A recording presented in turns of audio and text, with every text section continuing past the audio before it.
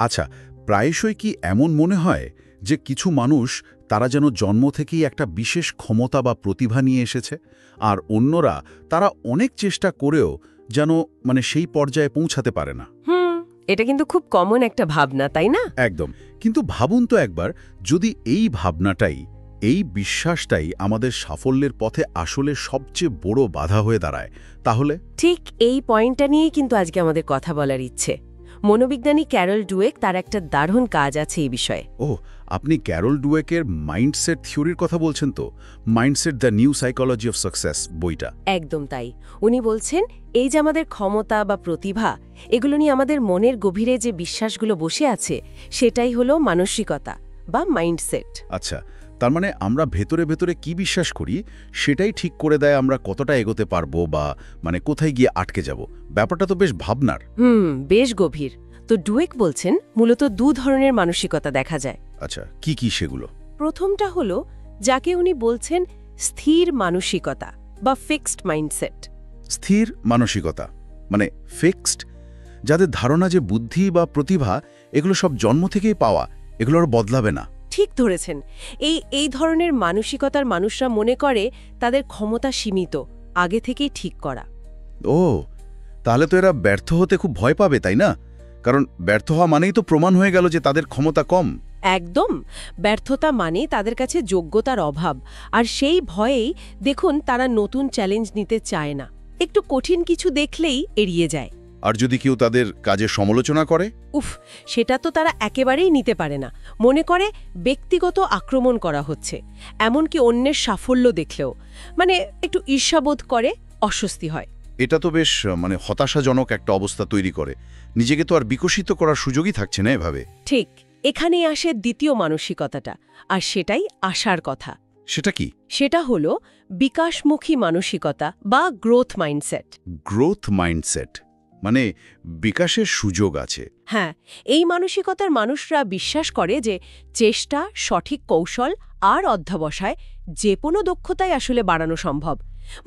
বুদ্ধি বা প্রতিভা স্থির নয়, এগুলো চর্চা করে বিকশিত করা যায়।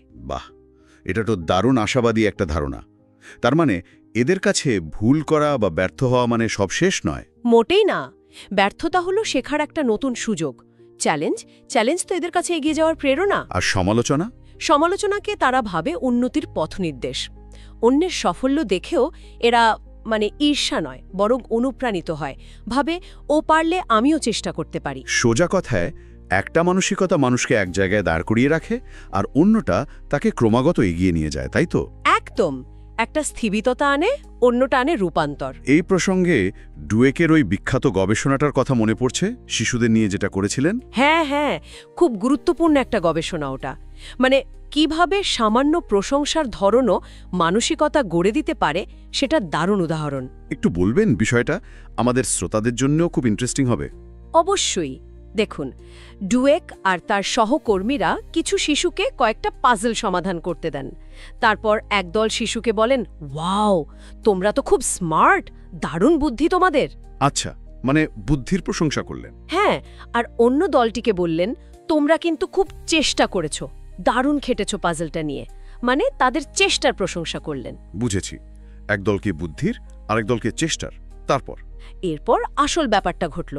পরের ধাপে ওদের আরো কঠিন কিছু পাজল দেওয়া হলো। তখন কি দেখা গেল? যাদের স্মার্ট বলা হয়েছিল তারা কি আরো ভালো করলো? কারণ তারা তো কনফিডেন্ট হওয়ার কথা। ঠিক এখানেই চমকটা ঘটল, ঠিক উল্টোটা। যাদের বুদ্ধির প্রশংসা করা হয়েছিল তারা কঠিন পাজল দেখে অনেকেই সহজে হাল ছেড়ে দিল। তাই নাকি? কিন্তু কেন? কারণ তারা ব্যর্থ হতে ভয় পাচ্ছিল। তাদের মনে হচ্ছিল, যদি এবার না পারি তাহলে তো আর আমাকে স্মার্ট ভাবা হবে না। ওই স্মার্ট তকমাটা হারানোর ভয়। আচ্ছা। আর যাদের চেষ্টা প্রশংসা করা হয়েছিল তারা কিন্তু লেগে রইল। কঠিন পাজল পেয়েও তারা হাল ছাড়েনি, বরং আরও মনোযোগ দিয়ে বিভিন্নভাবে চেষ্টা চালিয়ে গেল। আর তাদের পারফরমেন্সও কিন্তু আগের চেয়ে ভালো হলো অনেকের। তার আমরা কিভাবে প্রশংসা করছি সেটার উপর নির্ভর করে আমরা অজান্তেই স্থির বা বিকাশমুখী মানসিকতা তৈরি করে দিচ্ছি। শুধু বুদ্ধির তারিফ করলে ব্যর্থতার ভয় বাড়ে, আর চেষ্টার তারিফ করলে শেখার আগ্রহ, চ্যালেঞ্জ নেওয়ার সাহস বাড়ে। একদম। এটা তো শুধু পড়াশোনা নয়, আমার মনে হয় জীবনের সব ক্ষেত্রেই এটা সত্যি।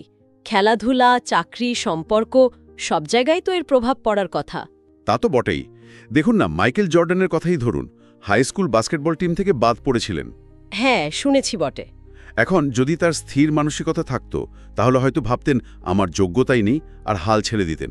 কিন্তু তিনি কি করলেন? কঠোর পরিশ্রম, অনুশীলন, নিজেকে তৈরি করলেন। এটা তো গ্রোথ মাইন্ডসেটের একটা অসাধারণ উদাহরণ। একদম। কর্মক্ষেত্রেও তো এখন দেখা যায়, তাই না?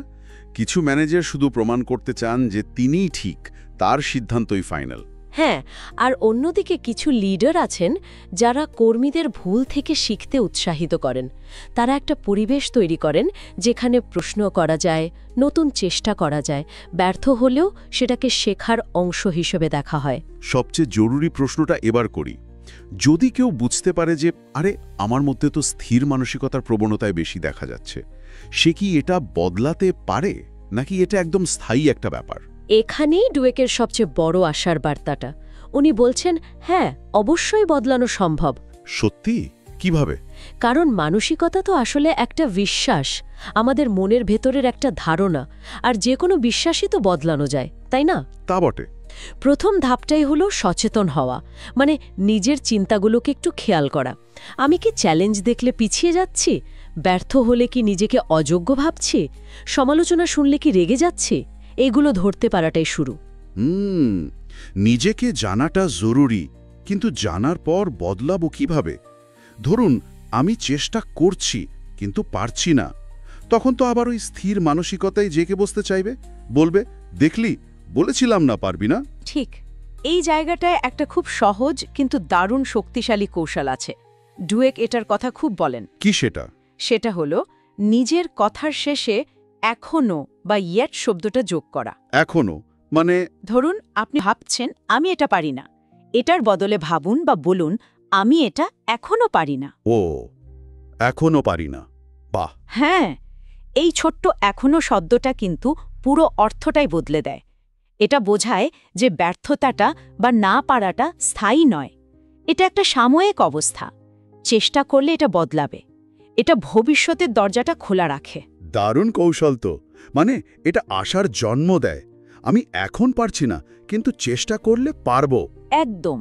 এছাড়া আরও কিছু অভ্যাস তৈরি করা যায়, যেমন ব্যর্থতাকে শত্রু না ভেবে শিক্ষক হিসেবে দেখা। কি শিখলাম এই ভুল থেকে? ফলাফলের পাশাপাশি শেখার প্রক্রিয়াটাকে গুরুত্ব দেওয়া। আমি কতটা চেষ্টা করলাম, নতুন কি কৌশল ব্যবহার করলাম সেটার মূল্যায়ন করা। আর চ্যালেঞ্জ থেকে পালানো নয়, বরং ছোট ছোট চ্যালেঞ্জ নিয়ে সেগুলোর মুখোমুখি হওয়া। ঠিক তাই, নিয়মিত নতুন কিছু শেখা বা চেষ্টা করা। এই অভ্যাসগুলো ধীরে ধীরে আমাদের মস্তিষ্কের সংযোগগুলোকে, মানে নিউরাল পাথওয়েগুলোকে বদলাতে সাহায্য করে।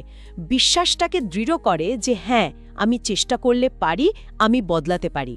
তাহলে আজকের আলোচনার মূল কথাটা যদি এক লাইনে বলি, আমাদের সম্ভাবনা আসলে স্থির নয়। আমরা কোথায় পৌঁছাবো সেটা আমাদের জন্ম বা প্রতিভা ঠিক করে দেয় না, বরং আমাদের চেষ্টা, আমাদের শেখার আগ্রহ আর আমাদের দৃষ্টিভঙ্গি, মানে আমাদের মানসিকতাই ঠিক করে দেয় আমরা নিজেদের কতটা বিকশিত করতে পারব। ক্ষমতাটা আমাদের হাতেই আছে। একদম।